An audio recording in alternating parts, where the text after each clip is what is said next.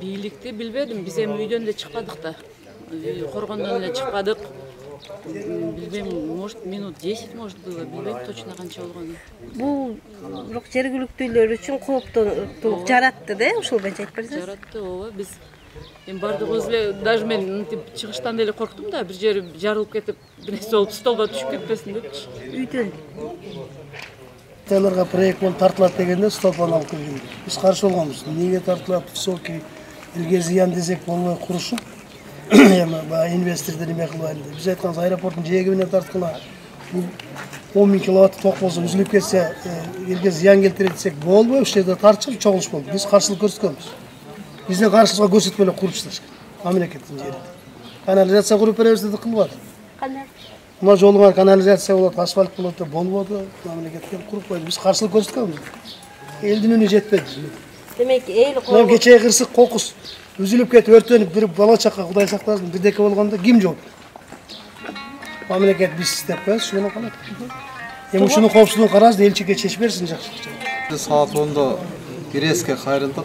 Saat 10'da ayrılıp malumat verdik. Alardan 1-2 saatlayın geldi. Giresun baldarı gelip görüp hareket aldı. Bu bizge karamaydı, kesiyatga Xitaylara karaydı. Xitaylar çeçetdi. Ondan baktık. Sen bir malda bir orus geldi de görüp ketip aldı. Ana saat 5:30-6'larda jamgır jaya başladı. Çağılgan bolundu. Haligi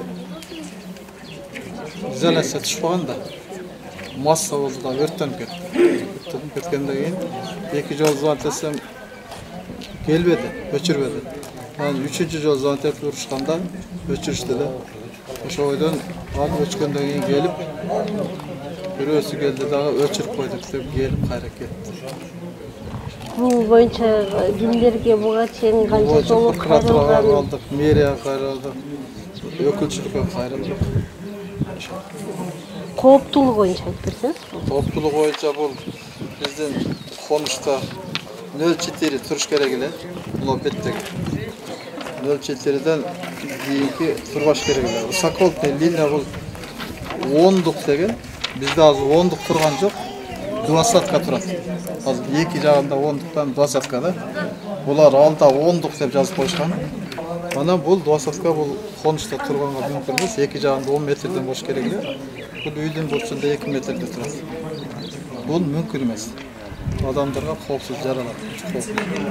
Кокус жамгыр жап, кокус изоляция өзү түшүп кетсе, адамдар өлүп калмакта, кырылат болот. Бул высоковольттуу өзү негизи населениянын ичине мүмкүн эмес эле. Мурун бийликтин жолбосом мэриялардын кемчилдиги деп эсептейм. Себеби азыр бул окшогон чоң высоковольтторду населениянын чекесинен алып кетиш керек эле. Же болбосом подземной деп коет, жер асты менен чоң кабелдер менен алып кетсе болот эле. Азыр эми мына карабаштар, бул чоң вольт высоковольттуу эме жок да, гарантия жок. Вдруг үзүлүп кеткен болсо, бала чака бар дегендей, кары картаң бар, ошолорго өтө кооптуу болуп калды бул. Эле көчөгө 5-8 столба орнотулуп калды да. Бул деген өзү населениянын ичине 380 вольттагы өтө кооптуу. А бул деген 10 000 киловатт болуп атпайбы? 10 000 киловатт, тем более бул билбейм, коркпостон тиги курдуруп койгондугу өтө өкүнүчтүү бизге. Элдер, бул жердеги элдер да кайрылышты башка кылды. Тоготпой эле жөн эле койдуруп койду, сен сүйлөбө дегендей кылып койду. Эл менен эсептешпегендерди наказать этиш керек. Мурун чубалгы так былтыр күздө тартылды эле. Андан кийин быйыл жазында уже газды киргизип койду. Эми газ элге керек, тартышты. А мына бул высоковольт бул элге кереги тийбегенден кийин элдин арасы менен алып өткөндүгү бул өтө өкүнүчтүү болуп атат да бизге. Муяктагы коңшулар бар, ушул наркы жол менен да келген. Наркы жол менен келгендер деле бир айтышты.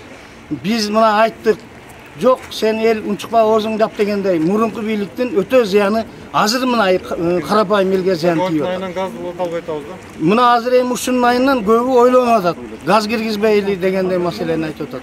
Мен деле газды киргизбейм дедим. Высоковольттон бул чоң зыяны бар да. Мына чекеге фундамент коюп койгондо бузуп нары жылдырып атчы. Ушул как раз курулуштарына дагы элдин зыянын тийип атат. Дарактарын эми айтпай эле коеюн. Ушуну бир жакшы эми бир 8 столба экен. Ар жакта мен эсептебедим ал столбуларды. Так. Ушунун бардыгын кайрадан заманбап кылып биз каршы эмеспиз. Иштетсин. Бирок заманбап кылып жер асты менен атайын буларга ылайыкташтырылган чоң высоковольтторго ылайыкталган кабелдер бар. Ошо кабелдерди алып жер асты менен алып өтсүн, заводун иштете берсин, бизге эч кандай мешать этпейт. Ар бир элдин, ар бир жашоочунун кайрылуусуна реакция жасайт. Жана ошону өз убагында тез ыкчам чечкен аракет кылып жатабыз. Бүгүнкү күндө азыр сиз айтып жаткан сизде маалыматты алдым мен. Ошол спутник кечишарчасында ушул жогорку чыңалуудагы 10 киловольттук чыңалуудагы зым өтүп, ошо жашоочулардын үйлөрүнүн үстүнөн өткөн зымдар бар экен деген маалыматты чындыгында бул маалымат мага келип түшө элек. Эгерде ошол маалымат келип түшкөндө биз тез жана ыкчам чараларды көрөбүз. Сизден азыр ошол видео тасмадан көргөндөй эле, эгерде ошол нерсени биз азыр тактаганы азыртан баштап аракет кылабыз. Тактап, анан кийин тиешелүү жетекчилерге тиешелүү ошол службаларга кайрылабыз. Жашоочулардан маалымат түшкөн экен, кезметте турган дежурный персоналга. Алар ошо кабарды алып, ошол өндүрүш зонасында жайгашкан темир куюучу заводко тартылган Жалал Абад электр тармактарына карабаган линияда ошондой изолятор үйөтөт деген маалымат алгандан кийин ошол областной диспетчерге маалыматты жеткизип, ошол тараптан 110 киловольт таштемир подстанциясынан ошол линияны аба чубалгысында өчүргөнгө маалыматтарды жеткизип, ошол өчүргөнгө көмөктөшкөн. Бул линия Жалал Абад электр тармактарына карабайт. Темир куюучу заводко гана тартылган линия болуп иштейт.